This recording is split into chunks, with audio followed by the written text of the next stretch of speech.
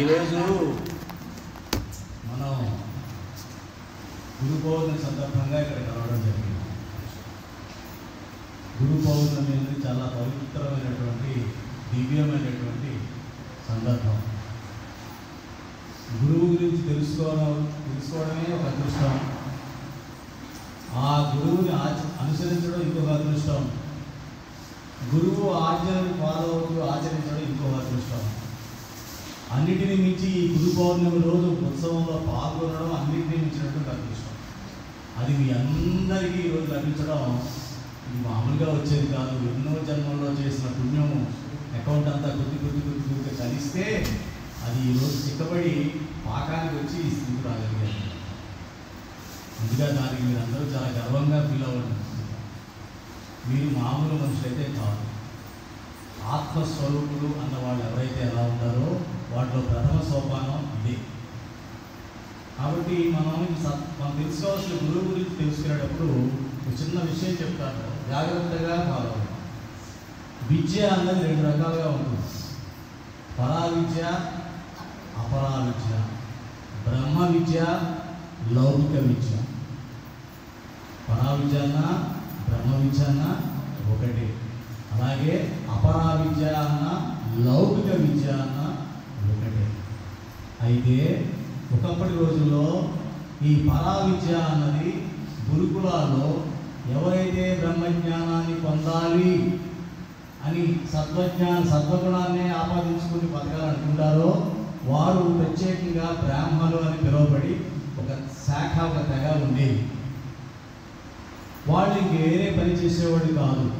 ఈ బ్రహ్మజ్ఞానమే చేస్తూ వర్షాలు సకాలంలో పడాలన్నా, ఋతువులన్నీ శుభ్రంగా సకాలంలో రావాలన్నా, ప్రజలందరూ సుఖశాంతులతో ఉండాలన్నా దానికి కావలసినటువంటి యాగ యజ్ఞాలు కావచ్చు, ఎవరైనా సరే ఈ ఆత్మతత్వం కావచ్చు, వాటి బోధించడానికి ప్రత్యేకించి ఉండేవాళ్ళు. వాళ్ళ బాగోగులు చూసుకునేవాళ్ళు మిగతా వర్ణాల వాళ్ళు. ఆ రకంగా అది ప్రవఢిల్లింది ఆ రోజుల్లో. అయితే యుగాలు మారే కొద్దీ కలియుగంలోకి వచ్చేటప్పటికి ఏం జరుగుతుందయ్యా అంటే అలా ప్రత్యేకించి ఒక శాఖ అన్నది లేకుండా అయిపోయింది. వాళ్ళు ఎలా మెయింటైన్ చేశారు ఆ సాంప్రదాయాన్ని అంటే గురు శిష్య సాంప్రదాయం ద్వారా వాళ్ళు దాన్ని మెయింటైన్ చేశారు. ఈరోజు కలియుగంలో ఆ గురు శిష్య సంబంధం పోయింది. గురు శిష్య సంబంధం పోయింది. మన సనాతన ధర్మం చూసినట్లయితే వేదాలు చూసినా, ఉపనిషత్తులు చూసినా, భగవద్గీత చూసినా, భాగవతం చూసినా ఒక గురువు ఒక శిష్యుడికి చెబుతున్నది ఉంటుంది. అంటే గురు శిష్యుల మధ్య సంభాషణ మాత్రమే మన సనాతన ధర్మంలో చెప్పబడింది. మరి ఆ గురు శిష్య పరంపర ఈరోజు మనకి లోపించింది. ఆ గురు శిష్య పరంపర లేని చోట ఈ ఆత్మ విద్య, బ్రహ్మ విద్య అని వచ్చే అవకాశం మనకి లేదు. అంటే ఒకసారి ఈ బ్రహ్మ విద్య తెలుసుకోవడం గురించి చిన్న కథ, ఉపనిషత్తులో కథ చెప్తాను. ఉద్దాలకుడు, శ్వేతకేతు వీళ్ళు తండ్రి కొడుకులు. అయితే ఈ ఉద్దాలక మహర్షి కొడుకుని ఈ బ్రహ్మజ్ఞానం అంటే ఆత్మతత్వం, ఆత్మ విద్య, ఈ బ్రహ్మజ్ఞానాన్ని తెలుసుకోవడం కోసం గురుకులానికి పంపిస్తాడు. పంపించినప్పుడు అక్కడంతా గురుకులంలో అందరూ నేర్చుకొని వస్తాడు. ఇంటికి వచ్చిన తర్వాత నాకు అన్నీ తెలిసినట్టుగా అహంకారంతో, గర్వంతో ఉంటాడు. ఇది ఉపనిషత్తుల కథమ్మ అంటే తండ్రికి అర్థం కాల. నేను పంపించిన విద్యలో ఇవేమి ఉండవే, అహంకారం కానీ, గర్వం కానీ, విషయాలు చూసుకున్న వాటి మీద ఆసక్తి కానీ ఇవేమి ఉండకూడదు. నిజంగా బ్రహ్మ విద్య సరిగ్గా నేర్చుకున్న వాళ్ళైతే వాడి జీవితం బ్యాలెన్స్డ్గా ఉండాలి. ఏమిటి వీడు విపరీతంగా ఉన్నాడని చెప్పేసి వాడిని పిలిచి అడిగాడు. ఏమన్నా నువ్వు బ్రహ్మ విద్య పూర్తిగా నేర్చుకున్నావా, పరా విద్య అక్కడ ఏమన్నా క్లాసులు కూడా అటు ఇటు తిరిగావా? అలా కుదరదు ఆ రోజుల్లో అటు ఇటు తిరగడానికి, పారిపోవడానికి. ఎందుకంటే గురుకులాలు గురువు గారు సర్టిఫై చేస్తేనే వాడికి బయటికి రావాలి. వీడు నేను పరా విద్య బాగానే నేర్చుకున్నాడు అని సర్టిఫికేషన్ ఇస్తాడు. అది తీసుకునే అంటే ఆయన ఉంటాడు బయట, అప్పటివరకు బయటికి వదలడు. అదే మన స్నాతకోత్సవం అంటాం. యూనివర్సిటీలో స్నాతకోత్సవం అంటే దాని అర్థం అదే యాక్చువల్గా. ఆ రకంగా స్నాతకోత్సవం అయిన తర్వాత వచ్చిన వాడిని మనం అనుమానించలేము. కానీ వాడి ప్రవర్తన చూస్తే అలా లేదు. అంటే ఈ రోజులు అంతే కదా, చదువులా ఉంటుంది, ఆచరణ ఒకలాగా ఉంటుంది. మన పూజే, బయట మన ప్రవర్తనే.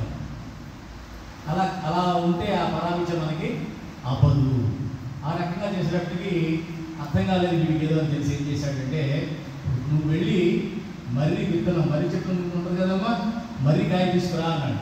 తీసుకొచ్చాడు. ఆ మర్రికాయని బద్దలు కొట్టు అన్నాడు. బద్దలు కొట్టాడు. అందులో ఏముంటాయి? మర్రి విత్తనాలు ఉంటాయి కదా, చిన్న చిన్న చిన్న చిన్న చిన్న చిన్నగా ఉంటాయి, చాలా చిన్న ఆవు విత్తనాల కన్నా చిన్నగా ఉంటాయి. ఒక గింజ తీసుకో అన్నాడు. ఆ గింజ తీసుకున్నాడు. దాన్ని కూడా సగం చేయన్నాడు. దాన్ని సగం చేస్తాడు. చేశాడు. ఏముంది అందులో అన్నాడు. ఏమీ లేదే అన్నాడు. అర్థమైందా నీకు? ఏమీ లేని దాంట్లో నుంచి అన్నీ వస్తాయి బయటికి. ఏమీ లేని విత్తనం నుంచి ఇంత మర్రి చెట్టు ఇంత పెద్ద వృక్షం మీద వచ్చింది. అదే ఆత్మతత్వం. ఏమీ లేని దాంట్లోంచి ఇవన్నీ అలా పరంపర కింద వస్తూ ఉంటాయి అని మనం తెలుసుకున్నప్పుడు ఇందులో ఏది శాశ్వతం కాదు. ఒకదాని తర్వాత ఉలిపొరంలాగా వస్తూనే ఉంటుంది కాబట్టి మనం తెలుసుకోవాల్సిన దానిని తెలుసుకోవాలి. ఏదైతే ఇదంతా ఆత్మతత్వమైన విషయం మనకి తెలిస్తే మనం దేని మీద కూడా ప్రేత ఆలోచనలు, ప్రేత భావాలలో అహంకారం కానీ, మమకారం కానీ, అసూయ కానీ, ఈర్ష్య కానీ, ద్వేషం కానీ ఇవేమీ లేకుండా కేవలం భగవంతుడి గుణాలే వస్తాయి. భగవంతుడి గుణాలంటే ప్రత్యేకంగా మీరేమనుకోకల్లా. ఈ సృష్టి ఎలా ముందుకెళ్తోంది? అదే భగవంతుడి గుణం. పెరుగుదల, దానిలో ఉన్నటువంటి ఆత్మజ్ఞానం, ఆత్మ వల్ల అంతా జరుగుతుంది.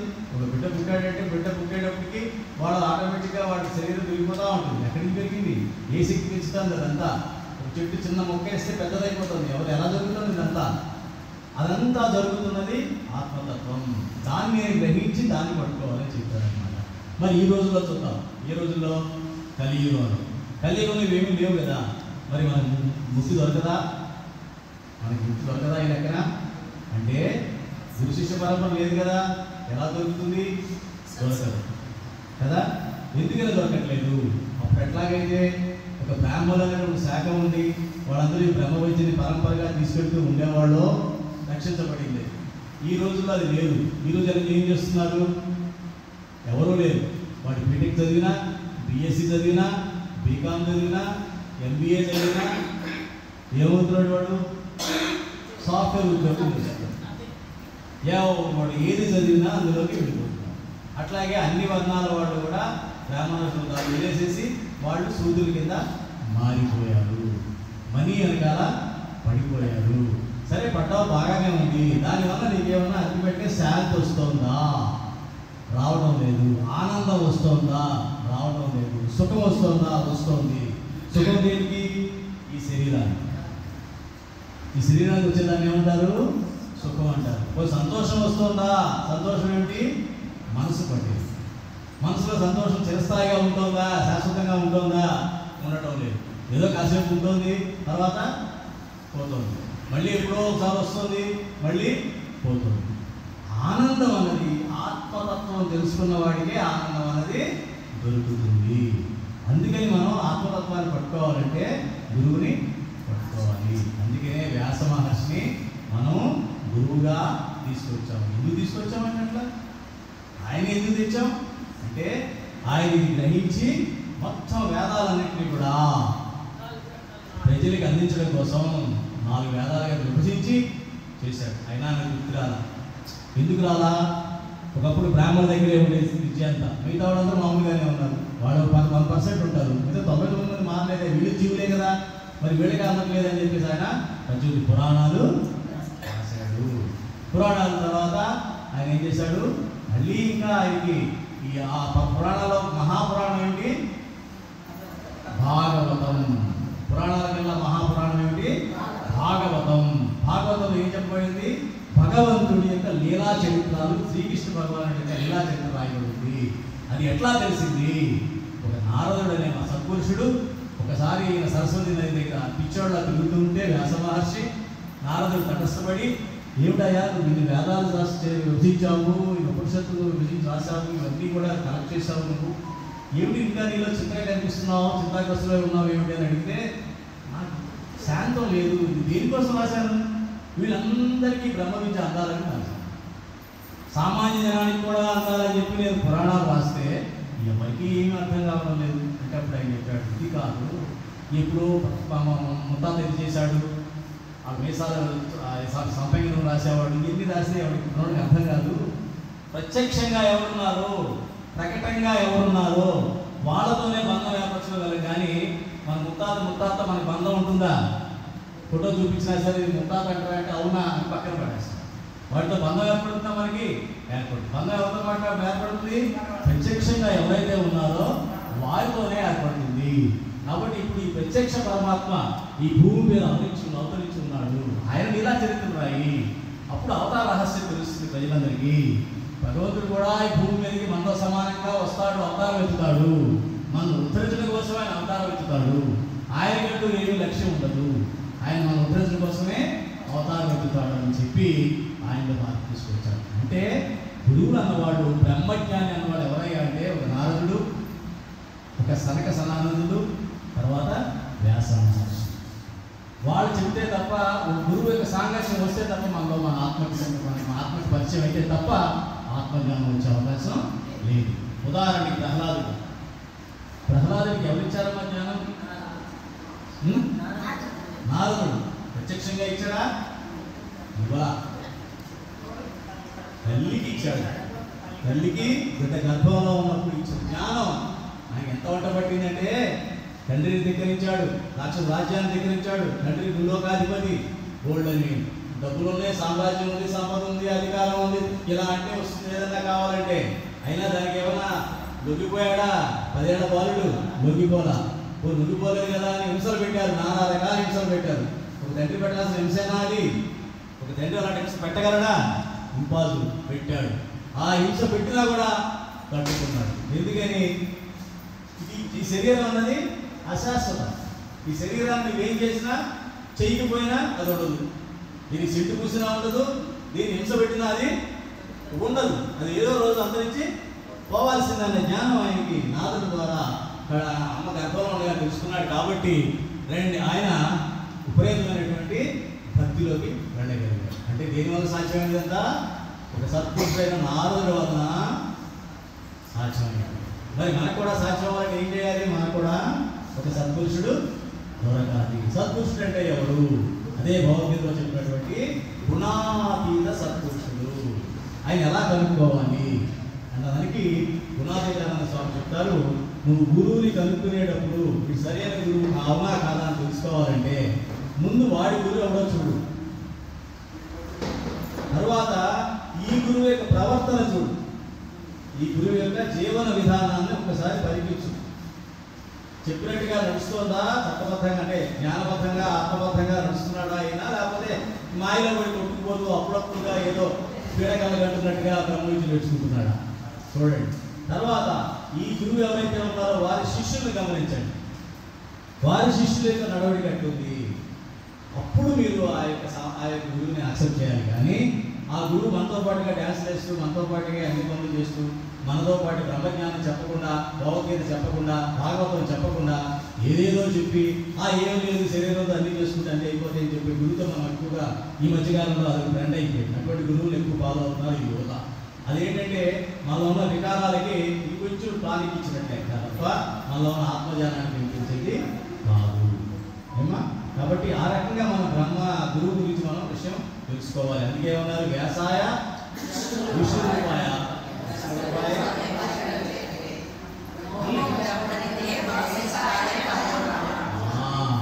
అందుకని వ్యాసుడే విష్ణువు, విష్ణువే వ్యాసుడు. అంటే ఏంటి? గురు బ్రహ్మ, గురుదేవో మహేశ్వర, గురు సాక్షాత్ పరబ్రహ్మ. అంటే గురువు అన్నవాడు మోక్ష ద్వారము. గురువు అన్నవాడు ఈ భవసాగరాన్ని దాటడానికి ఒక వంతెన. గురువు అన్నవాడు ఈ యొక్క సాగరాన్ని దాటించడానికి ఉన్నటువంటి టైటానిక్ షిప్. కాబట్టి గురువు లేకుండా మనకి భగవంతుడు అర్థం కావడం అన్నది జరగదు. అది మనం అర్థం చేసుకోవాలి. కాబట్టి ఈరోజు మనం ఈ పౌర్ణమి రోజు వ్యాస మహర్షి మనకు నిర్దేశించినటువంటి ఆ యొక్క వేదాలు కావచ్చు, ఉపనిషత్తులు కావచ్చు, భాగవతాది మహాపురాణాలు కావచ్చు, వీటన్నిటినీ కూడా మనం జ్ఞప్తి తెచ్చుకోవడం కోసం ఈరోజు మనం సెలబ్రేట్ చేసుకుంటున్నాము. అది ఆయనకి నిజంగా సరైన నివాళి ఏమిటి? ఆయన ఏదైతే ప్రతిపాదించాడో, మనకి గురువు యొక్క అవసరం ఏ రకంగా చెప్పాడో ఆ మార్గంలో మనం నడవడానికి దీన్ని స్ఫూర్తిగా తీసుకొని మనకి మరుపు అనేది కలియుగంలో మామూలు, ఇంకా మాయ అధికంగా ఉంటుంది కాబట్టి భగవంతుడి విషయాన్ని త్వరగా మర్చిపోతాం, అది సహజం. కాబట్టి అప్పుడప్పుడు మనం ఎక్కువగా గుడిలోకి ఏం చేస్తాం, రోజుకి 4 సార్లు స్నానం చేస్తాం. అదే హైదరాబాద్లో ఒకసారి సరిపోతుంది, ఒకసారి విజయవాడలో ఏం చేస్తాం, పొద్దున మధ్యాహ్నం సాయంత్రం కూడా చేయాల్సింది, లేదా అయ్యాకని కాదు, అవునా కదా? సేమ్ అట్లనే ఎప్పుడైతే కలియుగ మాయలో మనం ఉన్నామో మనం అప్పుడప్పుడుగా కాదు ఎల్లప్పుడూ భగవంతుడు మన వానప్రస్థానంలో తీసుకొచ్చాడు. అదృష్టం వానప్రస్థానంలో ఎల్లప్పుడూ భగవంతుడి యొక్క నామస్మరణే ఉండాలి. భగవంతుడి నామస్మరణ తప్పిన ఒక క్షణం కాదు మీరు అశాంతి వచ్చేస్తుంది. ఏముండవునండి ఈరోజు బాగోదు. ఎందుకు బాగోలేదంటే నీ మనసులో భగవంతుడు తప్ప ఇంకేదో దూరింది, ఇంతే సింపుల్. అప్పుడు ఒకసారి లైఫ్ చాలు, ఏదో దూరింది కదా బాబు మాయ అంతే తప్ప, అందుకే బాగా భగవంతుని ఎక్కడో వదిలేశారు నేను, మళ్ళీ భగవంతుని పట్టుకోండి. దానికోసం ఈ ఉత్సవాలన్నీ కూడా మనకి ఇవ్వబడ్డాయి. సత్సంగ దీక్ష పుట్టుకుందాం దగ్గర ఉంటే ఒక్కసారి 22వ శ్లోకం ఒక్కసారి చదవండి. వీళ్ళు వచ్చి మనవాడు వచ్చారు సార్, దేవుడు పెరిగిద్దాం రండి చదవండి. మీరు అమ్మా వెలిగించారు, ఉన్నాయి కదా ఉన్నాయి కదా రండి.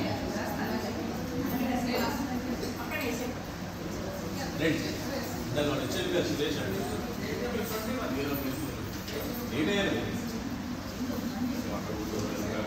అవునా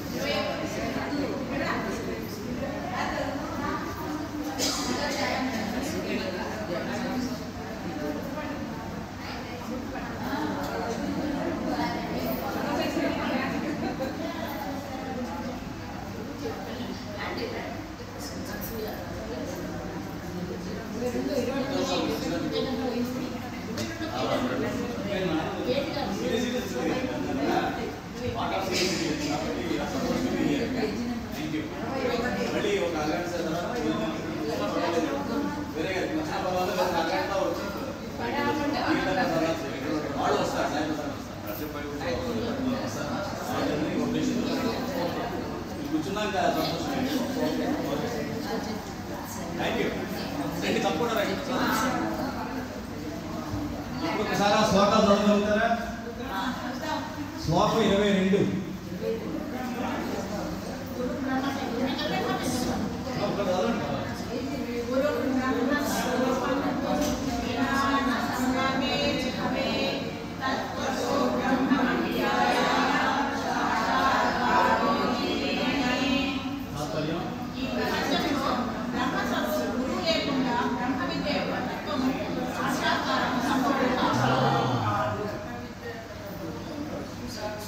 ఈ యొక్క ప్రపంచంలో బ్రహ్మతత్వం తెలిసినటువంటి గురువు లేకుండా మనకి భగవత్ సాక్షాత్కారం జరగదు.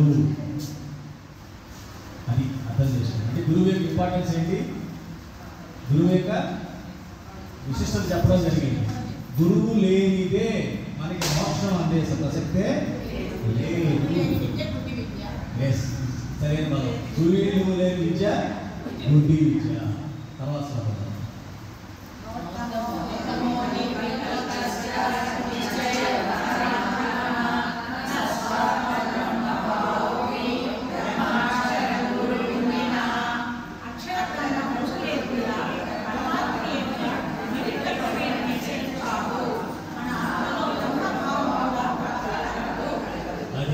మనం ఏమనుకుంటామంటే పూజ చేస్తే సరిపోతుంది అనుకుంటాం.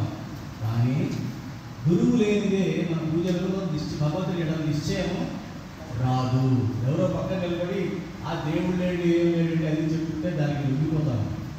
అవసరం లేదండి, దేవుడు అవసరం ఏముందండి, అంతా ఆయనే కదా, నేను ఆయనే, నేను తింటే ఆయన తిన్నట్టే, కాబట్టి నేను ఎక్కువ తింటానండి, రుచికరమైన తింటానండి. ఈ రకమైన ఆలోచన వస్తూ ఉంటాయి. ఎందుకని? నిశ్చయం లేదు భగవంతుడి మీద, సరైన నిశ్చయం అంటే ఏంటి? చెలించని దానిని నిశ్చయము అంటాం. క్షణక్షణం మారిపోతున్న దాన్ని చెల్లిస్తున్నాం, నిశ్చయం లేదు అంటాం. అదే కాకుండా ఇంకొకటి ఏంటి? నిశ్చయమే కాకుండా తర్వాత పరమాత్మ ఎడల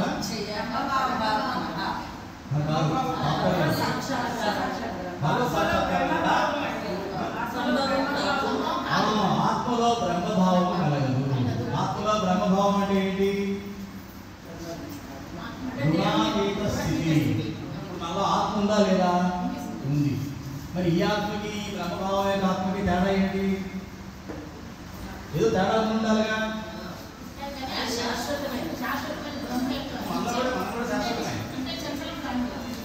మనం జీవాత్మ అయిపోయాం, జీవుడిగా అయిపోయాం. ఆత్మ ఏమైంది? జీవుడు అయిపోయాడు. జీవుడు అంటే ఏమైపోయింది? దోషపూరితం అయిపోయింది. దీని నిండా మురికి అంటుకొని రాలి పడిపోయింది. ఎక్కడో చెట్టుకున్న పండు చెట్టు నుంచి కోసి అందంగా ఉంటుంది, అది దుమ్ములో పడిపోతే ఎవరైనా తీసుకుని తింటారా? దాన్ని తినరు. దాన్ని క్లీన్ చేయాలంటే ఎంతో క్లీన్ చేసి దాని మీద ఆల్మోస్ట్ చుట్టు మీద ఉన్న కొమ్మలో కోసినప్పుడు కాయట్లుందో ఇది అక్కడ ఉంటే తప్ప అది పూజకి పని చేయదు. దేవుడి పెట్టగలుగుతామా? అది పెట్టలేము. అలాగే మనలో ఆత్మభావం స్వచ్ఛత లేనప్పుడు ఈ జీవాత్మతో ఏ పనులు భగవంతుడి యొక్క సాక్షాత్కారం రాదు. అది బ్రహ్మభావన అంటే. ఎప్పుడైతే గురువు సాక్షాత్కారం అయ్యి గురువు సాంగత్యం లభిస్తుందో, అప్పుడు గురువు సమాగమం లభిస్తుందో, అప్పుడు మాత్రమే మనకి అది సాధ్యం అవుతుంది అని మీరు చెప్పడం జరిగింది. ప్రధానంగా మనం ఎన్ని చేసినా భగవంతుడి నిశ్చయం ఉండదు. గురువు లేకపోతే మన ఆత్మ కూడా బ్రహ్మభావం ఎప్పటికీ ఉండదు. ఇప్పుడు మీరు స్త్రీలుగా పుట్టారు. స్త్రీలు ఎవరుకుంటారంటే స్త్రీ కదండి, స్త్రీ కదండి సాధ్యం కాదండి, ఇంగిరే కాదు. కపిల మహర్షి తల్లి ఆ మాట ఉంది. ఎవరు? దేవహూతి. దేవహూతి ఆ తల్లి కొడుకుని అడిగింది. వాడు ఆయన ఎంత మహర్షి, మా పరమాత్మ కపిల మహర్షి. పరమాత్మ కొడుకు కని కూడా తను నేను స్త్రీని నాకు ఏ రకంగా ఆత్మ దివ్యభావం అవుతుందని అంటే అప్పుడు ఆయన చెప్తాడు, గురువుని పట్టుకోవాలి, నీ గురువుని ఆశ్రయించు, గురువుని ఆశ్రయించకపోతే నీ వల్ల అది కాదు. ఇన్ని జన్మలు ఎత్తినా నీ వల్ల కాదు. ఇలా స్త్రీ అని పురుషుని పురుగు అని, నేను పురుగుగా పుట్టాను, దోమనే పుట్టాను, చెట్టునే పుట్టాను, నాకు ఇప్పుడు మోక్షం కూడా వస్తుందండి, ఇట్లా ఈ రకంగా అయిపోతుంది బ్రహ్మభావం వల్ల. కాబట్టి గురువుకి బాగుంటుంది అర్థం కదా మీకు ఇక్కడ. ఇది కూడా గురువుకి లేకపోతే సాధ్యం కాదు. కాబట్టి గురువు నాకు చాలా అవసరము.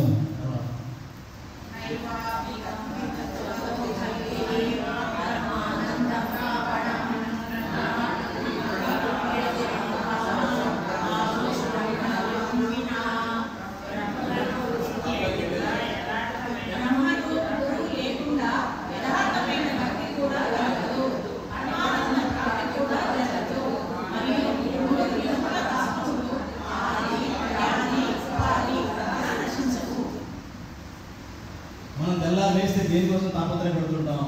ఏదో దాన్ని తాపత్రయపడుతున్నాం. దాన్ని ఏమంటారు? తాపత్రయం.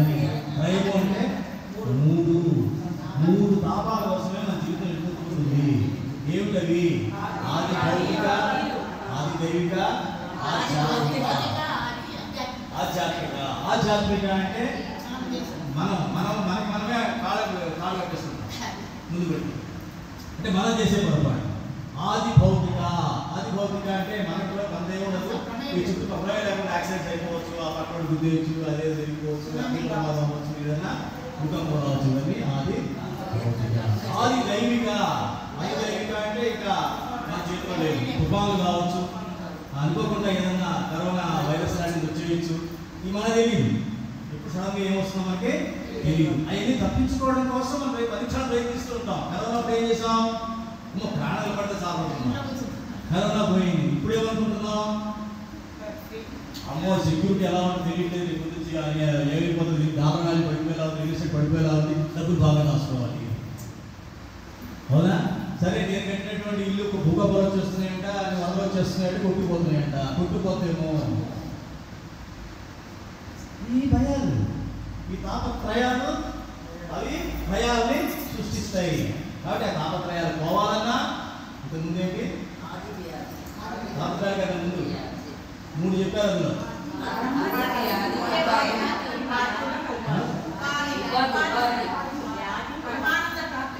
పరమానంద ప్రాప్తి రాదు. పరమానందం అంటే ఏంటి? పరమానందం అంటే భగవంతుడు, పరమాత్మ, పరంధామ అంటాం కదా. పరం అంటే దీనికి అంతా పరం, దీనికి దాటినది. ఈ యొక్క ప్రపంచాన్ని, విశ్వాన్ని ఉన్నటువంటి పంచభౌతిక విషయాన్ని దాటినటువంటి ఆనందం. ఆనందాన్ని ఒకసారి గుర్తించాలంటే గురువు లేనిదే సాధ్యం. సరే, పరమానందం పక్కన పెడితే 3 తాపత్రయాలు పోవాలన్నా కూడా గురువు లేనిదే అది సాధ్యం కాదు. ఎలా సాధ్యం కాదు? ఈ 3 తాపత్రయాలు లౌకికంగా మనం చేసే పనులే కదా. నేను అనుకుంటే మారిపోవచ్చు కదా, మారలేవు. గురువు ఉంటే తప్ప మారలేవు. ఎందుకని? గురువు నీకు ఆత్మ ధైర్యం ఇస్తాడు. ఎట్లా ఉండాలో ఎన్ని చెప్తాడు, చూపిస్తాడు. మీకు మోడల్ ఉన్నాడు అనుకో, డ్యాన్స్ నేర్చుకోవాలనుకోండి, డ్యాన్స్ వేస్తుంటే టాపిక్ ఈజీ అవుతుంది.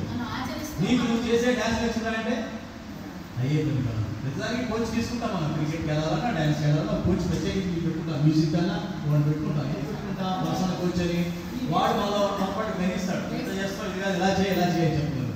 అలాగే ఆధ్యాత్మికలో కూడా గురువు దగ్గర ఉంటే మీకు ఏం జరుగుతుందంటే, గురువు మీకు అడుగడుగునా ఎలా ఉండాలో చెప్తాడు. ఇంకో శ్లోకం 25 ఉందా?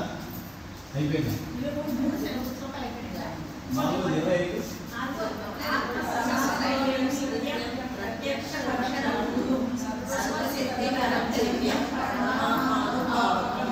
అంటే ప్రత్యక్షంగా ఉండే గురుడు చేయి పట్టుకోవాలి. ఎక్కడో ఫోటోలో ఉన్నటువంటి గురువుని పెట్టుకొని మనం ఆయన మంత్రాలు చదువుతుంటే మనకి ఏం ఉపయోగం లేదు. ప్రత్యక్ష గురువు ఇవ్వాలి. ఆయన మాత్రమే మిమ్మల్ని అర్థం చేసుకొని గైడెన్స్ ఇవ్వగలుగుతాడు. ఉదాహరణకి చాలా సంతోషం మీరంతా చదివినందుకు. ఈ 4 శ్లోకాలు కనుక మీరు గురువు గురించి పదే జట్టులో పెట్టుకోవాలంటే, మీ ఎరుకులో ఉంచుకోవాలంటే 4 శ్లోకాలు మర్చిపోకుండా ప్రతిరోజు పారాయణ చేయండి. 22, 23, 24, 25 ఈ 4 శ్లోకాలు మనకు అర్థం కాదే గురువు యొక్క ఇంపార్టెన్స్ మనకి తెలియదు. గురువు ఇంపార్టెన్స్ తెలియకుండా జీవితంలో మనం ఈ భవసాగరాన్ని దాటలేము. ఉదాహరణకి ప్రముఖ స్వామి మహారాజు గురించి చెప్పాను నేను, మన క్లాస్లో చెప్పాను, మన సత్సంగంలో. ఆయన ఏం చేశాడు? ఒక చిన్న పిల్లాడు, 4 సంవత్సరాల పిల్లవాడు, యోగి అని ఆ పిల్లవాడు అన్నమాట. అతను చిన్నప్పుడే ప్రముఖ స్వామి మహారాజు యొక్క ఆయన యొక్క దృష్టిలో పడ్డాడు. చక్కగా ఆయన్ని ధ్యానం చేస్తూ ఉండేవాడు. ధ్యానం చేస్తున్న టైంలో ఒకసారి ఇంకా సత్సంగం జరుగుతోంది. ఆయన ఇక్కడ కూర్చొని నాలాగా ప్రవచనిస్తున్నారు. అందరూ కూర్చున్నారు, సాధువులు కూర్చున్నారు, ఆ పక్కన సత్సంగులు కూర్చున్నారు, హరిభక్తులు కూర్చున్నారు. వాళ్ళకి ఆయన ప్రవచనం చెప్తూ ఉంటే వీడు పిల్లాడు ఇక్కడ కూర్చొని బొమ్మలు తీసుకుని ఆడుతున్నాడు. టక్ టక్ టక్ టక్ టక్ పడుతున్నాడు. పిల్లలు కదా ఏదో ఆడుకుంటూ 4 ఏళ్ళ పిల్లాడు ఏం చేస్తాడు? పెడుతూ ఉంటే అప్పుడు ఆయన అన్నాడు అనమాట, కూర్చున్న ప్రముఖ స్వామి మహారాజు, గురువు అని ఎట్లా ఉండాలని చెప్తున్నా, బ్రహ్మజ్ఞానం గురువు ఎట్లా ఉండాలని చెప్తున్నా. యోగి, ఇప్పుడు నువ్వు వినాల్సిన టైం ఇది అయిపోయిన తర్వాత నువ్వు చెప్పు, మేము వింటాం. ఇది సమయం ఏంటి? నువ్వు వినాల్సిన టైము. అట్లాడికి అర్థమవుతా? అర్థమవుతుంది. చెప్పింది ఎవరు అక్కడ? బ్రహ్మజ్ఞాని అయిన గురువు. ఆయన ఆత్మను టచ్ చేయగలరు, మనసులో పైన విషయాలు టచ్ చేసి. ఆ పిల్లాడు విన్నాడు, కళలో చూశాడు. కళలో నిర్దోషత్వం ఉంది ఆయన దగ్గర. కపటత్వం లేదు, చలనం లేదు, చపలత్వం లేదు. ఇవాళ చాలా వీడియోలు తీస్తారు. పిల్లాడిని ఏడిపించి, పిల్లాడిని డైలాగ్ నేర్పించి, ఫోటో తీసి, వీడియో తీసి పెడుతున్నారు, రీల్స్ అని చెప్పేసి. ఎంత దారుణం! ఆత్మ ఎంత చూపిస్తుంది. చిన్నపిల్లాడు అయితే మన ఇష్టం ఆడుకుంటే ఎట్లా, మన యొక్క లైఫ్ కోసం అలా ఉంటాడు బ్రహ్మజ్ఞానుడు. ప్రతి చిన్న పిల్లాడైనా ఆత్మగా చూస్తారు, చిన్న చెట్టును కూడా ఆత్మగానే చూస్తారు. అది బ్రహ్మజ్ఞానం యొక్క గొప్పతనం. ఆ పిల్లాడిని అడిగేటప్పటికి వాడు నిజంగా చూశాడు, అర్థమైంది, ఆత్మ సంభాషణ. ఆగిపోయాడు. కాసేపు ఆగిపోయిన తర్వాత పిల్లలు ఏం చేస్తారు? మనం ఏం చేసామో చూస్తారు, మనం చెప్పిన దాన్ని నిలబడ్డామో లేదో చూస్తారు. లేకపోతే లాభం లేదు, ఇది చెప్తూ ఉంటాడు అని చెప్పి మనల్ని నిర్లక్ష్యం చేస్తారు. నిర్లక్ష్యం చేస్తాడు కదా. ఒప్పుకుంటారు అందరూ విషయంలో. అప్పుడు ఏం చేశాడంటే ఇది అయిపోయింది, చెప్పు నువ్వు, నేను చెప్తానన్నాడు. 4 ఏళ్ళ కుర్రవాడు. ఎందుకంటే సంఘం అంటే పిల్లవాడికి చిన్నప్పుడు ఎవరు వచ్చిన కూడా అబ్బాయి చేస్తాడు. ఆయన ఎప్పుడు ఇలా ప్రవచనాలు కూర్చోవడం అలవాటు అయిపోయింది. తను కూడా స్వామినారాయణ గురించి కథ చెప్తాం, ఆయన దేవుల గురించి చెప్తామని ఇప్పుడు చెప్తూ ఉండేవాడు. సరే చెప్పి ఇప్పుడు అన్నాడు ఆయన. సరే అని వాడు మహా ఇదిగా మైక్ తీసుకొని, వాడు కూడా మైక్ తీసుకోకపోయినా చిన్న మైక్ పక్కన పెట్టుకుని చెప్పేస్తాడు. నోటికి వచ్చింది ఆ చెప్తారు కదా, శ్లోకాలు పిల్లలు చెప్తారు కదా, అలాగే చెప్పేస్తున్నాడు. చెప్పేస్తుంటే ప్రముఖ స్వామి మహారాజ్కి పక్కన ఉన్నటువంటి జూనియర్ సాధువులు ఎవరు వచ్చి పెద్ద ఫోన్, ఇండియా 1984లో జరిగిన సంఘటన, అమెరికాలో జరిగిన సంఘటన. ఆమె ఇండియా నుంచి ఫోన్ వచ్చింది, ఇంపార్టెంట్ ఫోన్. అప్పుడు ఫోన్ ట్రంకాలు ఉంటాయి కదా, ట్రంకాలు పెద్దగా ఉండేవి. ఆ ట్రంకాల ఫోన్ తీసుకొచ్చి స్వామి ఫోన్ అర్జెంట్గా ఇండియా అంటే వీడు చెప్తున్నాడు కూడా వదిలే, అందరూ ఉంటున్నారు వదిలేసేసి ఆయన పక్కకే ఫోన్ తీసుకొని మాట్లాడుతున్నాడు. వీడు ఇక్కడి నుంచి లేచిపోయి ఉక్రోషంగా ఆ పక్క గదిలో వెళ్ళిపోయి దొర్లి ఏడుస్తున్నాడు. నేల మీద పడి దొర్లి ఏడుస్తున్నాడు. ఆయన కేర్ తీసుకొని చిన్న సాధువు ఉన్నారు కదా, ఆయన లోపలికి పోయింది పడికి వెళ్తాడు, ఏడుస్తున్నాడు. వాడు ఎందుకు తీసుకొచ్చి ఏంట్రా ఏమైంది అది అనేటప్పటికి అక్కడ కూర్చున్నాడు. కొంచెం మాట్లాడి కూర్చున్నారు. వాడు ఏడుస్తుంటే ఏంటి యోగి ఏమైంది అంటే నేను చెప్తుంటే కదా ఎవరు వినడం లేదు, నువ్వు కూడా వినడం లేదు, వెళ్ళిపోయావు పక్కకి అని చెప్పాడు. అప్పుడు ప్రభుత్వం ఏమన్నారంటే సారీ అంట. ఆయన ప్రపంచంలో 1100 గుళ్ళు తెప్పించాడు మహానుభావుడు. అమెరికా వాళ్ళు అందరికీ తెలుసు, న్యూజెర్సీలో గుళ్ళు చూస్తుంటారు, అలాగే ఢిల్లీలో గుళ్ళు చూస్తుంటారు, బోస్టన్లో గుళ్ళు చూస్తుంటారు, అన్నా కదమ్మా, అన్ని గుళ్ళు చూశారు మీరు. అన్ని కట్టించినటువంటి మహానుభావుడు, అంత పెద్ద గురువు, ప్రపంచాన్ని విశ్వాసానికే గురువు అయిన వాడు సారీ యోగి అన్నాడు. మనం చెప్తామా? చిన్నపిల్లాడు ఆయనకి ఏం చెప్పేది ఏంటి, నోటీస్ కూర్చోవాలి అన్నాడు. ఇప్పుడే ఇంకోటి పెట్టాడు, పొద్దున తయారన్నాడు, వీడి పెద్ద తయారైనట్టు వాడు డిక్లేర్ చేస్తుంటాడు. అనేటప్పటికీ వాడు ఒకసారి లేదు సారీ నువ్వు మళ్ళీ మొదటి నుంచి చెప్పు, అందరం విండా సైలెన్స్గా వింటామని చెప్పి కూర్చున్నాడు. అప్పుడు అతను చదివాడు, వెళ్ళాడు, చాలా ఆనందపడ్డాడు. అది తన మనసులో ఉండి ఇవాళ అతను పుస్తకం రాశాడు. ప్రముఖ స్వామి మహారాజ్కి తనకు ఉన్నటువంటి బంధం, అందులో ఆ సంఘటన రాసి ఇప్పుడు అది కదా 40-50 ఏళ్ళు ఉంటాయి అంతే కదా. 84లో 24 ఏళ్ళు అంటే 40 ఏళ్ళు ఉంటాయి, 40 ఏళ్ళు ఎంత ఉంటాయి, 40 ఏళ్ళు ఉంటాయి. దాని పుస్తకం రాశాడు, యోగి త్రివేది అని ఎక్సలెంట్ ఇంగ్లీష్ రాశాడు. అందులో ఈ సంఘటన తన ఓన్ సంఘటన రాసుకున్నాడు. అంటే బ్రహ్మజ్ఞాని గురువులు అంటుంటారు, ప్రతి వాళ్ళని తనతో సమానంగా చూస్తారు. ఎవరికి ఎటువంటి బాధ ఎటువంటి క్షోభ కలిగించకూడదు, ఏ ఆత్మ కూడా తన వలన క్షోభించకూడదు అని అనుకుంటూ, తన వలనే కాదు ఆ ఆత్మ అసలు క్షోభించకూడదు, క్షోభించకుండా ఉండాలి, నేనేం చేయాలా పని చేస్తానంట. అంటే ఇతరుల యొక్క మంచిలోనే నా మంచి ఉంది, ఇతరుల సంతోషంలోనే నా సంతోషం ఉంది, అంతేగా నా సంతోషం ద్వారా స్వార్థం కాదు, అలా ఉంది నా సంతోషం అని చెప్పి చూడాలి బ్రహ్మజ్ఞాని. ఇప్పుడు మనకి మోడల్ తెలిసిందా? ఒక జ్ఞాని యొక్క నడవడిక చూసిన తర్వాత, గురువు గారు నడవడిక చూసిన తర్వాత మనం ఇప్పుడు అలా లేని కదా, చాలా పొరపాటు చేస్తాం కదా. ఏ పిల్లవాడిని మనం ఎప్పుడు సారి చెప్పింది లేదు, వాడు అంత తీసుకున్నది లేదు కదా. ఇందులో ఎవరు తీసుకున్నా, ఏ వయసు గురించి తీసుకున్నా సరే మనం ఎక్కడ అభివృద్ధి చేయలేదు. అంటే ఎందుకు జరిగింది మరి ఇప్పుడు తెలిసింది మనకు ఆ విషయం. అంటే ఎందుకని మనం ఆ విషయం తెలియకుండా పోయింది, మన గురువు అన్నవాడి జీవితంలో లేడు. సో గురువు అన్నవాడు ఎంత త్వరగా మన జీవితంలో ప్రవేశిస్తే అంత త్వరగా మన జీవితంలో మార్పు వస్తుంది. కాబట్టి వచ్చిన గురువుని మనం వదులుకోకూడదు, ఆ సత్సంగాన్ని మనం వదులుకోకూడదు. ప్రహ్లాదుడు అదృష్టవశాత్తు, ధ్రువుడి అదృష్టవశాత్తు వాళ్ళ బాల్యంలోనే గురువు యొక్క సాంగత్యం లభించింది కాబట్టి మళ్ళాగా జీవితాన్ని ఊరికే వేస్ట్ చేసుకోకుండా అప్పుడే ఆత్మతత్వం వాళ్ళు వెళ్ళారు, జీవిత పరమాత్మ చేరుకున్నారు. అదేనమ్మా. కాబట్టి ఈ రకంగా గురువు యొక్క ఇంపార్టెన్స్ ఈ కొద్ది సమయంలో మీకు చెప్పడానికి ప్రయత్నించాను. దీని అందరూ కూడా మీరు మననం చేసుకుంటూ ఉండండి. నేను వీలైతే రికార్డ్ చేస్తున్నట్టున్నాను, రికార్డ్ అయితే కనుక పెడతాను ఆడియోలో, మీరు మళ్ళీ వినండి. ఆ రకంగా మీరు వాళ్ళకి. ఇప్పుడు అనసూయ రాణి గారు గురువు గురించి చదువుతారు, తర్వాత రమాదేవి గారు గురువు గురించి చదువుతారు.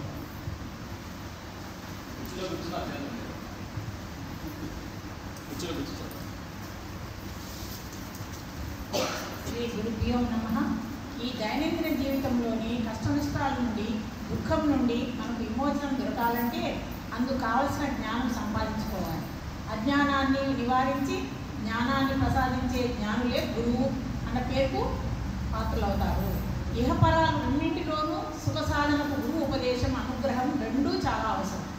గురువు పాదాలకు చరణములని అర్థం. చరణం అంటే నడతని కూడా అర్థం. శిష్యుడు గురువు పాదాలను పట్టుకుంటే గురువు నడిచిన దారిలో తాను కూడా నడవడం అని అర్థం. అలాంటి గురువుల యొక్క చరణాలను ఈ గురు పౌర్ణమి నాడు భజిద్దాం. వారి ఆశీర్వాదాలు పొంది ధన్యులం అవుదాం. మనలోని అజ్ఞానాన్ని తొలగించి, అజ్ఞానం అనే చీకటిని తొలగించి జ్ఞానజ్యోతిని వెలిగించేవాడే నిజమైన గురువు. గమనించారమ్మా? అంటే గురువు చరణాలు పట్టుకోవడం అంటే అర్థం ఏంటంటే ఆయన నడిచిన దారిలో మనం కూడా నడవాలి అని అర్థం. అంతేగాని గడ్డలు పట్టుకుంటే నువ్వు కూర్చో అనకూడదు. ఆయన నడుస్తున్నా సరే, ఆయన ఎట్లా నడుస్తున్నాడు, ఆయన నడవడిక ఎట్లా ఉందో, ఆయన నడక నడత రెండూ కూడా మనం పట్టుకోవాలి. అమ్మా రమాదేవి గారు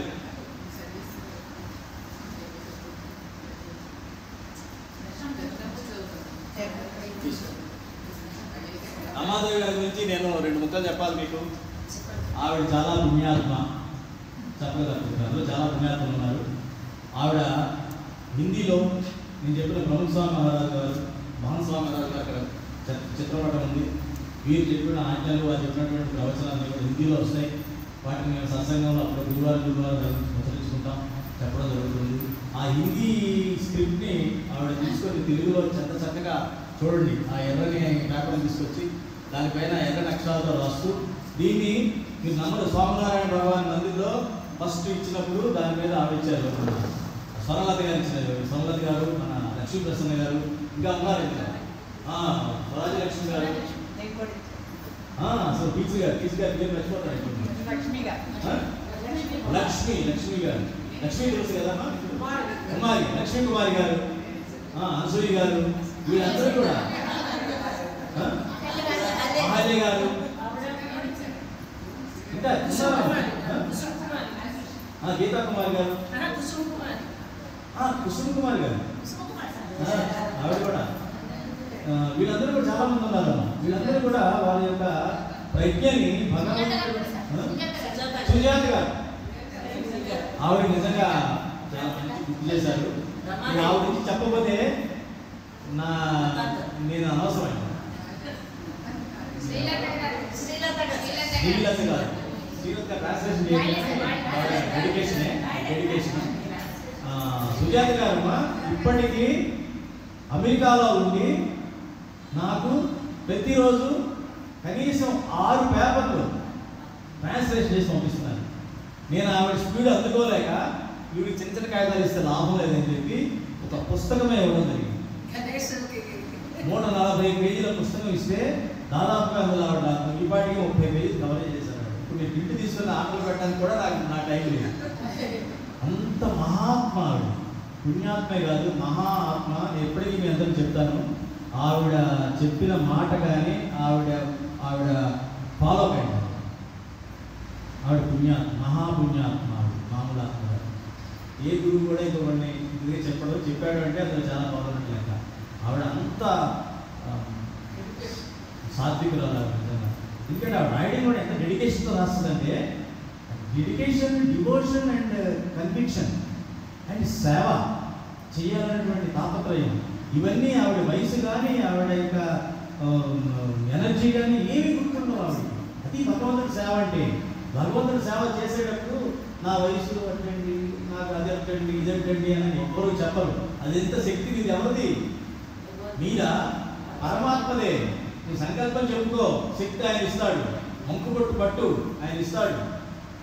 అది ఆవిడ నాకు అనిపించిన గుణాలు. ఆ గుణాలు మీరు కూడా అనుకరించండి. చక్కని ట్రాన్స్లేషన్ చేస్తారు వీళ్ళంతా కూడా. నేను ఇవాళ మీరు నమ్మరు, స్వామినారాయణ తెలుగు సత్సంగ సాంప్రదాయంలో మీరందరూ ఒక తారలాగా ఉన్నారు. మీ పేరు ఆల్రెడీ అంత పైకి వెళ్ళిపోయింది. మీ ద్వారా తెలుగు పుస్తకాలు, హిందీ పుస్తకాలు ట్రాన్స్లేట్ అవుతున్నాయి. మీ ద్వారా ఈ సత్సంగం అన్నది విశ్వవ్యాప్తం కాబోతుంది. రేపు మీరు అమెరికా వెళ్ళినా కూడా అక్కడ సత్సంగాలు మీరు చేసే పరిస్థితి ఇప్పటి వల్ల వస్తుంది. అది మేము కనిపించబోతున్నాం. ఈసారి అమెరికా వెళ్ళినప్పుడు అక్కడ సత్సంగాలను నేనే చేసి వస్తాను. అమెరికా వెళ్తారు కదమ్మా, అప్పుడు మీ అన్నీ కూడా తీసుకెళ్ళి ఆ తెలుగు వాళ్ళందరికీ ఇచ్చి మిమ్మల్ని జూమ్ ద్వారా పరిచయం చేసి వాళ్ళని సత్సంగం చేయబోతున్నాను ఏమా. కాబట్టి మీ యొక్క శ్రమ సేవ మామూలు సేవ తప్పకుండా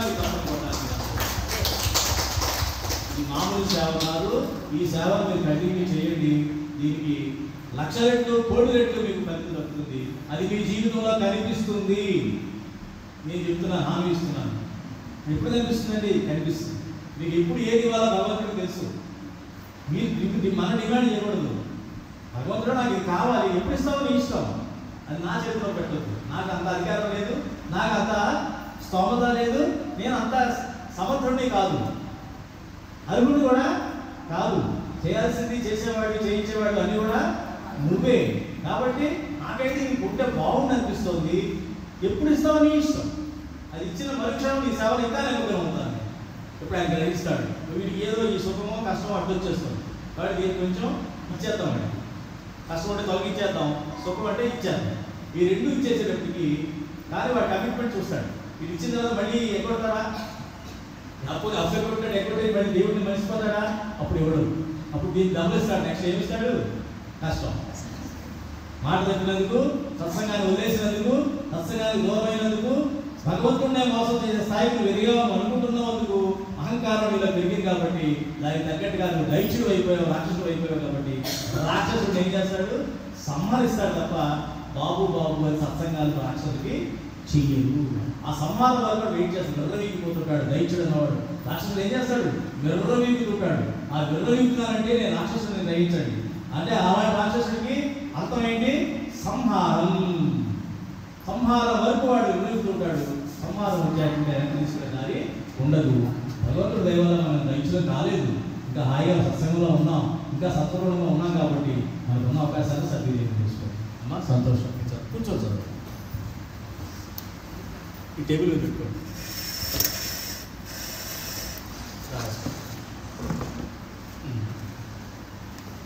కంఫర్టబుల్ ఏం పర్వాలేదు, పెట్టుకోండి. మీరు చదవలేదు మేడం అంటే ఇంట్లో చదవడం. ఓం శ్రీ పరమాత్మనే నమః. ఓం గురు బ్రహ్మ గురు విష్ణు గురుదేవో మహేశ్వరః గురు సాక్షాత్ పరబ్రహ్మ తస్మై శ్రీ గురువే నమః. జై శ్రీకృష్ణ.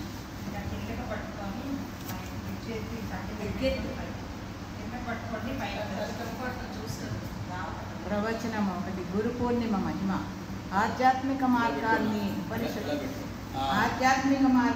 ఉపనిషత్తులలో క్షరస్య ధార అన్నారు. అంటే కత్తి యొక్క పదును మీద నడవటం లాంటిది, కఠినమైనది అన్నారు. దాని యొక్క ఆఖరి లక్ష్యాన్ని మార్గదర్శకుడు లేకుండా ఎలా పొందగలము?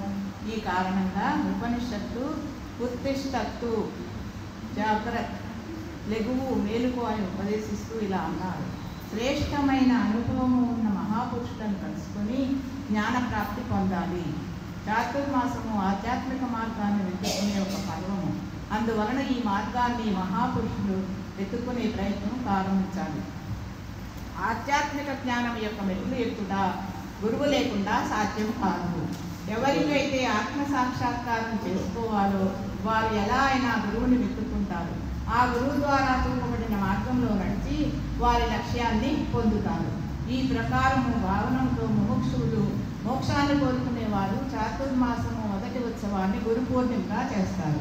వారు వ్రతధారణ చేసి వ్రతాన్ని ప్రారంభించి నడవటం మొదలుపెట్టాలి. అందువల్ల స్వాభావికంగా మార్గదర్శకుడైన గురువు యొక్క ఆవశ్యకత ఉంటుంది. గురు పూర్ణిమ అంటే అర్థాత్ వ్యాస జయంతి. భగవాను వేదవ్యాసుడు హిందువుల యొక్క సనాతన గురువు. ఆయన యొక్క జయంతి గురువు యొక్క జయంతి. గురు పూర్ణిమ రోజు సంపూర్ణ భారతదేశంలోని భారతీయులందరూ గురువుని పూజించి అంతులేని ప్రేరణను పొందుతారు. వ్యాసుని యొక్క జన్మ మరియు ఆయన కర్మల యొక్క కథలు ప్రసిద్ధమైనవి.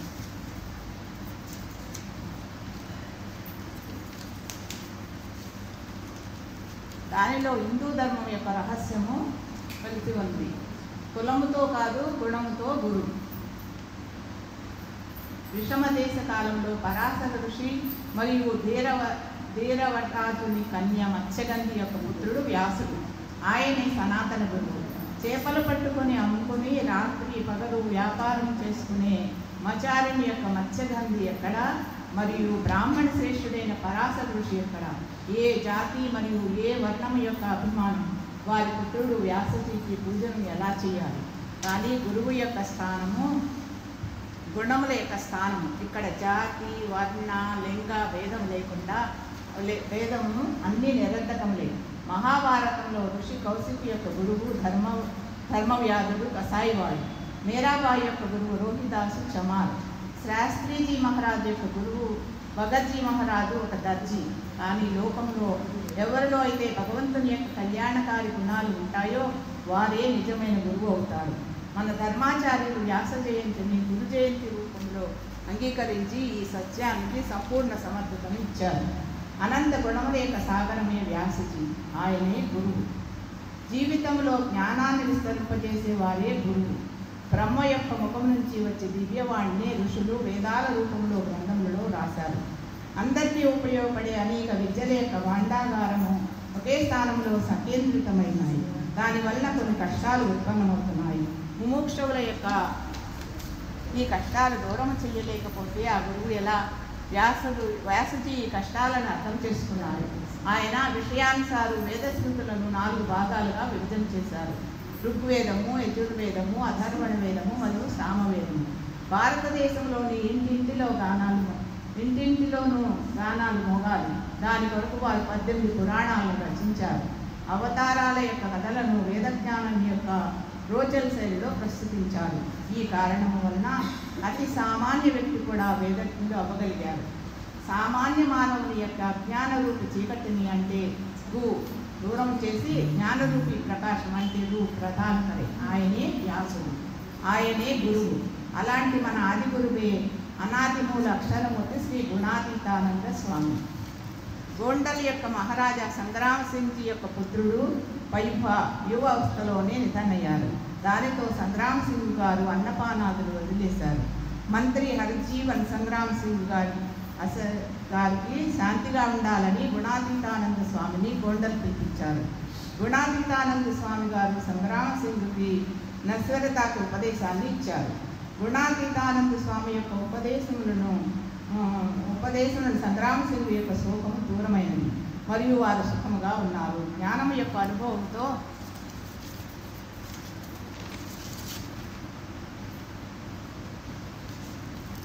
దుఃఖంలో ఉన్న జీవులకు జ్ఞానము యొక్క ప్రకాశాన్ని ఇచ్చేవారే నిజమైన గురువు. ప్రకట భగవానుని గుర్తింపు చేసేవారే గురువు. వేదాలలో వర్ణించిన పరమాత్మని యొక్క ప్రకట స్వరూపాన్ని వ్యాసజీని శ్రీమద్ భాగవత్ పురాణాన్ని రచించి ప్రకటించారు. మరియు భగవాను శ్రీకృష్ణుని ఈ ప్రపంచానికి పరిచయం చేశారు. భగవంతుని యొక్క నిజ స్వరూపాన్ని పరిచయం చేసిన వారే వ్యాసజీ, ఆయనే గురువు. అక్షర బ్రహ్మ శ్రీ గుణాతీతానంద స్వామి జూనాగఢ్లో 40 సంవత్సరాల వరకు సత్సంగాన్ని నిర్వహించారు. ఎవరెవరైతే ఆయన సంపర్కంలో వచ్చారో వారందరికీ ప్రకట భగవాను శ్రీజీ మహారాజు గారి సర్వోపరి స్వరూపుతో దృఢ నిశ్చయం చేయించారు. ఒకరోజు ఈశ్వర్ త్రవాడి అనే గుణాతీతానంద స్వామి గారిని ప్రశ్నించారు. స్వామి, మీరు శ్రీజీ మహారాజు గారిని సర్వోపరి భగవాన్ అని ఎలా అంటారు? శ్రీజీ మహారాజు గారు ఆర్థిక భావాన్ని వదిలి కారణ శరీరాన్ని పరిత్యజించి కళ్యాణ్ కియా ఐసే సమజ్కర్ ఆప్ ఉన్హే సర్వోపరి మానే. స్వామీజీ యొక్క జవాబు విని ఈశ్వర్ త్రవాడియాకు శ్రీజీ మహారాజు సర్వోపరి స్వరూపుగా దృఢ నిశ్చయము అయింది. ఈ విధముగా హరిభక్తుల యొక్క సందేహాలను నివారించి స్వామీజీ ఆయనకు ప్రకట భగవానుని యొక్క యథార్థ స్వరూపాన్ని పరిచయం చేశారు. ఈ కారణంగా ఒక సాఖి మాటిమాటికి పాడతారు. గురు గోవిందు దో ఖడే किसको लागे पाँव बलिहारी गुरुदेव की जिन गोविंद दियो बताया. గుణాతీత గురు ద్వారానే భగవాన్ ప్రకట रहते हैं. ఆయన యొక్క పరిచయం అవ్వాలి. దాని కొరకు గుణాతీత గురు ప్రసంగానుసారు ప్రకట భగవాన్కి యథార్థ పహచాన్ని करवाते हैं. ఒకరోజు జాగా భక్తునికి ఉదాసీనత వచ్చింది. ఆయన గుణాతీతానంద స్వామి గారి దగ్గరకు వెళ్ళి ఇలా అన్నారు. స్వామి, నా జన్మము ఆలస్యంగా అయ్యాను. అందువల్ల శ్రీజీ మహారాజు గారి దర్శనము మరియు సాన్నిధ్యము నాకు దొరకలేదు. ఇది విని స్వామీజీ ఆయనను అడిగారు, ఒకవేళ శ్రీజీ మహారాజు గారి దర్శనం అయితే నీవు ఏమి చేసేవాడివి? యాగా భక్తుడు ఇలా అన్నాడు, మహారాజు గారి యొక్క అఖండ ధ్యానాన్ని చేసేవాడిని. స్వామి ఇది విని నవ్వి ఇలా అన్నారు, మహారాజు గారి శుక్రులేనా మీకు వస్తుందా? మళ్ళీ అన్నారు, మహారాజు గారి మూర్తికి 4 సుఖ దర్శన్, వాతి, ప్రసాది మరియు మిలన. ఈ 4 సుఖాలు నేను ఈ రోజు నుంచి నీకు ఇస్తాను. బాకీ శ్రీ మహారాజు గారి ఆకారం నీకు కనపడదు. पर एक भी रोम का फेर नहीं है. ఇది నిశ్చయంగా తెలుసుకో. శ్రీ మహారాజు గుణాతీతానంద స్వామి ద్వారా అఖండ ప్రకట ఇది విని త్యాగా భక్తునికి అత్యంత ఆనందమైంది. ఈ విధంగా భగవానికి ప్రకట స్వరూप महाजान कर प्रकट का सुख लेने के विधि నేర్పేవారే నిజమైన గురువు అవుతారు.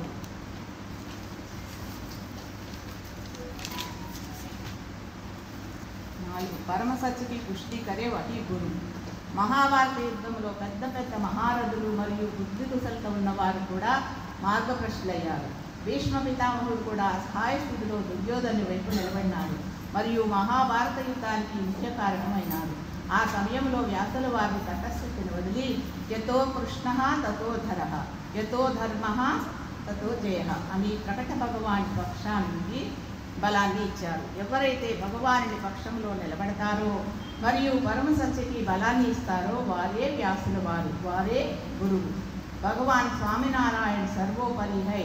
ఈ సత్యాన్ని నిరూపించడానికి పెద్ద పెద్ద పరమహంసలకు శాస్త్రంకి పద్ధతులు బాధన కల్పించాయి. కానీ గుణాతీతానంద స్వామి గారు ఈ విధానాన్ని కానీ అపమానాన్ని కానీ ఏ విధంగా అనుకోకుండా నిర్భయంగా ఉండి సత్యాన్ని బలపరిచారు. భగవాన్ స్వామినారాయణ సర్వోపరి అని. ఆ సాంప్రదాయంలో గురు భగత్జీ మహారాజు గుణాతీతానంద స్వామి మూల అక్షర బ్రహ్మ అని ప్రపంచమంతా ప్రచారం చేశారు. బ్రహ్మస్వరూపు శాస్త్రీజీ మహారాజు గారు భగత్జీ మహారాజు గారితో జ్ఞానాన్ని పొంది అక్షర స్వరూపులయ్యి పురుషోత్తమ నారాయణ గారి భక్తి చేశారు. మరియు నిజమైన ఉపాసన చేసి ఎన్నో కష్ట నష్టాలను మానవమానాలను సహిస్తూ దేశ విదేశాలలో సంచరించారు. ఆ యొక్క నిజమైన ఉపాసనలను యోగీజీ మహారాజు మరియు బ్రహ్మస్వామి మహారాజు కూడా బలపరిచారు మరియు ప్రజలందరికీ ఉపదేశించారు. ఈరోజు ప్రకట బ్రహ్మస్వరూపు మహంత స్వామి మహారాజు గారు ఆరతి, మహాపూజ మొదలగు వాటిని కొత్త పద్ధతులలో విశేషమైన వేగాన్ని ప్రదానం చేశారు. ఈ విధముగా వ్యాసజీలాగా పరమసత్యాన్ని పుష్టి చేశారు.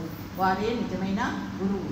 గురువు యొక్క అనేక ఆదేశాలకు విశేషమైన స్వరూపమే వ్యాసుల వారు. అందువలన ఆయన పేరుతే గురు జయంతి. గురువు ఎలా ఉండాలి అనే స్పష్టమైన అభిప్రాయాన్ని ముముక్షువులందరూ పొందాలి అనే అభిప్రాయంతో గురు జయంతిని చేస్తారు. ముక్తానంద స్వామి ముకుంద భావనలో అన్నారు, గంగా గురు సో జాన్ కానమే శ్యామ బతావే కర్మహరదే జ్ఞానం అభిధావరసే జాకే. కానీ అలాంటి గురువు ఎవరు? దాని తర్వాత ఆయన ఇలా అన్నారు, ఘర్ ఘర్ సో గురు నాహి ఏక్ హై గురు బ్రహ్మజ్ఞాని. అంటే ఒక అవినాశి అక్షర బ్రహ్మ జో అవినాశి పరబ్రహ్మ యొక్క స్వరూపము, ఆయనే నిజమైన గురువు.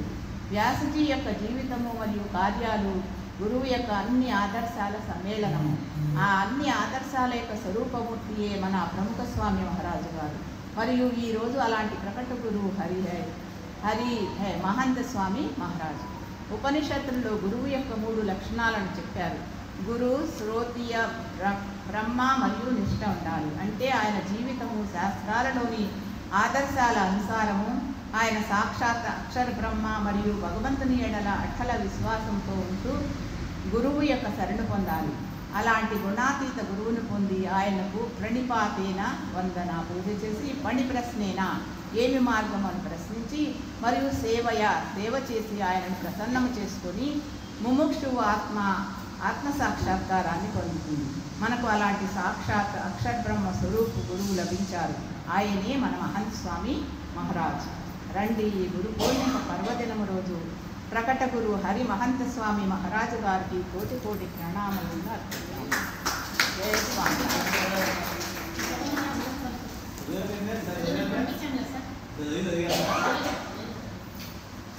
చాలా బాగా చదివారమ్మా. చాలా మీకు అర్థమైంది కదా గురువు దాడు చెప్పినది. ఎట్లా అడగాలి, గురువుని ఎలా ఆశ్రయించాలి? ప్రణిపాతేనా పరిప్రశ్నేనా సేవయా.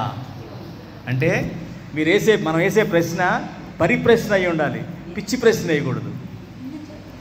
మనం ఏం చేస్తాం, అడ్డదిడ్డంగా మాట్లాడి అదే ప్రశ్న అనుకుంటాం. కాదు, పరిప్రశ్న అంటే ఒక తత్పరత. ఇది తెలుసుకోవాలి, దీన్ని తెలుసుకుంటే ఆ నెక్స్ట్ మెట్ ఎక్కేస్తాను నేను, ఇది తెలుసుకుంటే ఆ నెక్స్ట్ మెట్ ఎక్కేస్తాను, సీక్రెట్ తెలుసుకోవాలన్న విషయం అంత ఉండాలన్నమాట. అలాగే ప్రణిపాతేనా అంటే నమస్కరించాలి, అవసరమైతే సాష్టాంగ నమస్కారం చేసి ఆయన్ని ప్రసన్నం చేసుకొని మనం ఆయనకి సేవ చేస్తూ మనం జ్ఞానాన్ని పొందాలి. కానీ ఏదో పిచ్చి పిచ్చిగా ప్రశ్నలు వేసి దాని ద్వారా నాకు జ్ఞానం వస్తుంది అనుకోవడం కుదరదు అని అటువంటి వాడే మంచి గురువుని ఆశ్రయించే పద్ధతి చెప్పారు అక్కడ. ఇప్పుడు చదువుతారా మీరు? జ్ఞాన మార్గం చూపించే గురువును భగవంతుని కన్నా ఉన్నతంగా భావించే దేశం ప్రపంచంలో ఏదైనా ఉంది అంటే అది హిందూ దేశం మాత్రమే. ప్రపంచ దేశాలలో ఎక్కడా గురువు అనే భావనే ఉండదు. గురువు మనలోని మాలిన్యాలను తొలగించి వ్యక్తిగా తయారు చేస్తారు. గురువు అంటే చీకటిలో నుండి వెలుతురులోకి తీసుకొచ్చేవాడని నిర్వచిస్తూ ఉంటారు. అజ్ఞానులను జ్ఞాన మార్గం వైపు నడిపించి మార్చగలిగేది గురువు మాత్రమే. అందుకే గురువును గురు బ్రహ్మ, గురు విష్ణువు, గురుదేవో మహేశ్వర అంటూ కీర్తిస్తుంటారు. గురువు కొరకు పరితపిస్తూ అన్వేషిస్తేనే సద్గురువు లభిస్తాడు. గురువును భక్తితో పూజించాలి.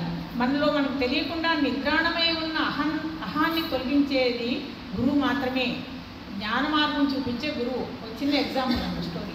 ఒకరోజు ఒక మహారాజు సాయం సంధ్యా సమయంలో నదీ తీరం వెంబడి ప్రయాణిస్తూ అక్కడ తన గురుదేవులు కౌపీనమునకు పడిన చిల్లులను సూర్యదారంతో కుట్టుకొనట చూశాడు. గురువును సమీపించి, గురుదేవా, మీరు నా గురువులు, మీరు ఇలా కౌపీనం కుట్టుకొనటం బాగోలేదు, కౌపీనం అంతా చిల్లులమయంగా ఉంది అన్నాడు. గురువుగారు అయితే ఏంటి అని ప్రశ్నించారు. దానికి సమాధానంగా, నేను మహారాజు, మీకు ఏమి కావాలన్నా ఇస్తాను అని ఏం కావాలో కోరుకోమన్నాడు. ఆ గురువుగారు రాజులో ఉన్న అహాన్ని మాటల ద్వారా గ్రహించారు. ఆయన, రాజా, నువ్వు ఏమైనా ఇవ్వగలవా అని ప్రశ్నించారు. ఓ, ఇస్తాను అని గర్వంగా అన్నాడు రాజు. గురువు తన చేతిలో ఉన్న సూదిని నదిలోకి విసిరేసి దాన్ని తీసుకురమ్మన్నాడు. రాజు నివ్వెరపోయాడు. రాజుకు తనలోని అజ్ఞానం అర్థమైంది. గురువు పాదాలకు సవినయంగా నమస్కరించి అక్కడి నుండి నిష్క్రమించారు.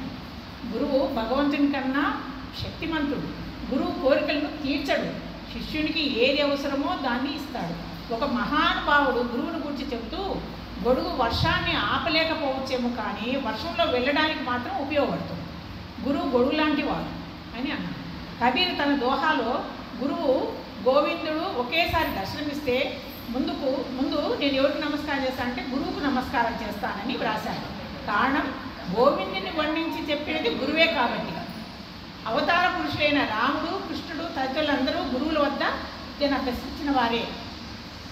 మన గురు పరంపర అంటే ఇది ఆషాఢ పూర్ణిమను గురు పూజా ఉత్సవంగా నిర్వహిస్తుంటాం. ఇప్పుడు మనం చేసేది కూడా అదే అన్నమాట.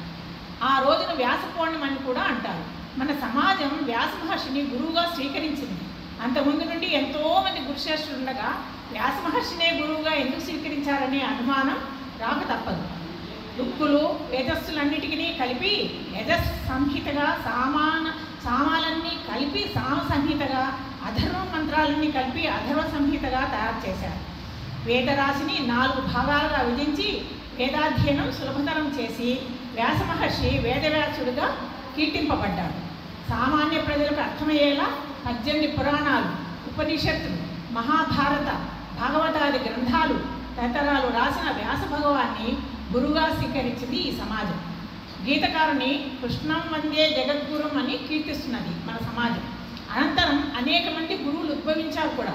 వేదాలకు భాష్యం రాసి అస్పృశ్యుడిలో భగవద్ దర్శనం పొందిన ఆదిశంకర్లను ఉన్న జాతి కారణం లోకే గుణాహ హేతవ అంటే లోక కళ్యాణానికి కులం కారణం కారాదు, గుణమే ప్రధానమని ప్రవచించి ఆచరించిన శ్రీ రామానుజులను గురువుగా స్వీకరించింది. సదాచార సంపన్న వ్యాస శంకర మధ్యమాం అస్మదాచార్య పర్యంతం వందే గురు పరంపరం అని గురువును నిత్యం స్మరిస్తూ ఉంటారు. గతంలోనే కాదు, నేటికి గురువులు మన కళ్ళ ముందే ఉన్నారు. పూజ్య రమణ మహర్షిని సాక్షాత్తు అరుణాచలేశ్వరుని అవతారంగా భావిస్తారు.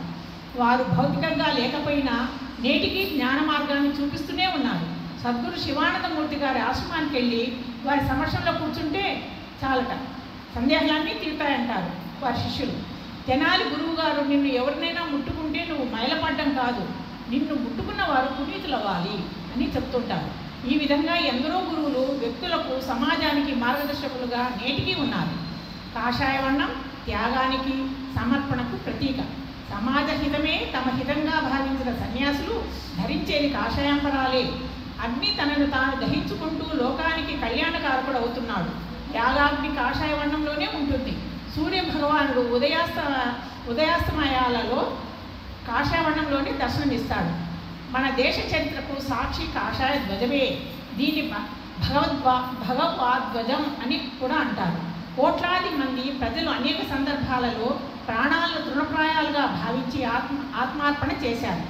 భగవద్ ధ్వజాన్ని చూస్తే వారి బలిదానాలు గుర్తుకొస్తాయి. ఈ దేశాన్ని ఆదర్శవంతమైన దేశంగా తీర్చిదిద్దడంలో అహర్నిశలు శ్రమించిన శిల్పులు గుర్తుకొస్తారు.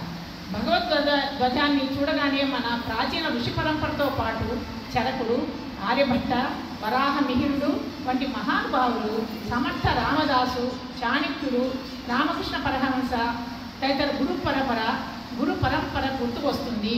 భగవద్ధ్వజాన్ని దర్శిస్తే ఇటువంటి ఎందరో మహానుభావులు గుర్తుకొస్తారు. అందుకే అన్నారు భగవద్ధ్వజం ఈ దేశపు చరిత్ర ఇతిహాసాలకు సాక్షి అని. సంస్కృతి ఆరాధన ద్వారా సమాజం సర్వాంగీణ వికాసం సాధించాలనేది రాష్ట్రీయ స్వయం సేవక సంఘం ఆకాంక్ష.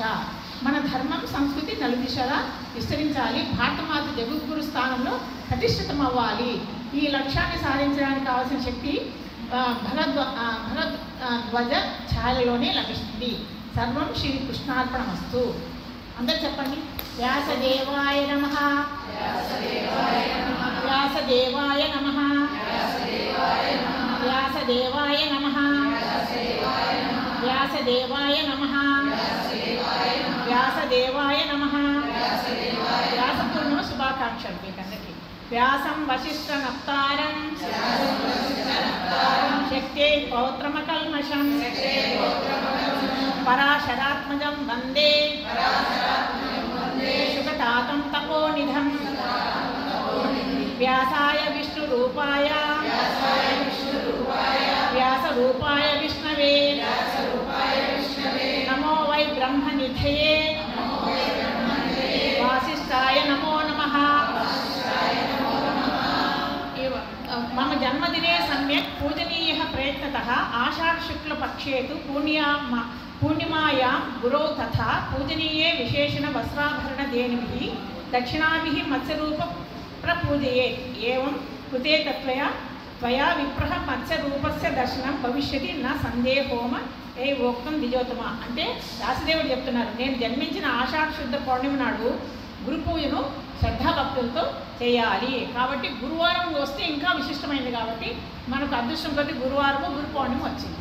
కాబట్టి మో వ్యాసదేవాయ నమః. చాలా సంతోషం అమ్మా. చాలా చాలా బాగా ఉంది. గురు పూర్ణిమ చాలా గురువు ఎక్కడున్నా సరే పులకించిపోతారు నిజంగా. మీ యొక్క శ్రద్ధ, మీ యొక్క భక్తి, మీ యొక్క దీన్ని ఎక్కడా కూడా మనం పోల్చలేం. మీరు ఈ స్థాయికి రావడానికి ఎవరైతే గురువులు ఎంతమంది సహకరించారో నాకు తెలియదు, కానీ వారందరికీ మీరు మనసు లేకపోతే మేము ఈ కాలనీ రావడం ఏంటి, రాగానే సత్సంగం మొదలు పెట్టడం ఏంటి, భగవంతుడు ప్లాన్ కాకపోతే నేను అనుకొని వచ్చానా, మీరు అనుకొని వచ్చానా, అట్లా జరిగిపోయింది అంతే. కాబట్టి ఇది మీరు కోరుకున్న సంకల్పం. ఎక్కడో నాకు కూడా అదే మాకు బాగా తెలుసు కదా అని చెప్తే ఉపయోగపడుతున్న నాలో ఉన్న సంకల్పం ఏదో రెండు మ్యాచ్ అయ్యాయి. అది ఇక్కడ మ్యాచ్ అవ్వడం అన్నది ఏదో పూర్వజన్మ సుకృతం అంతే. అంతే తప్ప ఇప్పుడు అనుకుంటూ జరిగే వరాలు ఏవి కాదు. అది మటు ఆచార్యులు గుర్తుపెట్టుకోండి. ఇప్పుడు జరిగేది ఏం కాదమ్మా, ఏదో పూర్వజన్మలో ఉన్న పుణ్య యొక్క ఫలితం అనుభవిస్తున్నాం అంతే. ఏమా చాలా సంతోషం. మరి టైం ఏమా చదివేద్దాం. టైం చాలా అయిపోతుంది కదా, టైం చాలా అయిపోతుంది. మన అయిపోతుంది, అయిపోద్దా? చదివేసే కదా, మైక్ కూడా తీసుకోండి.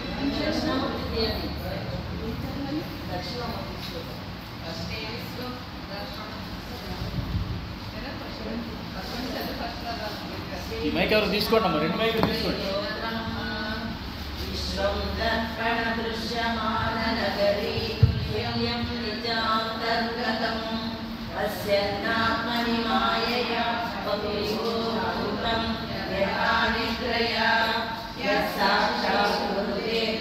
సాక్షాత్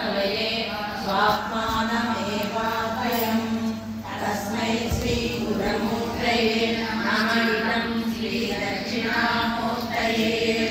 बीजस्यान्तरिवाङ्कुरो प्रगलितं प्राग्यर्विकल्पः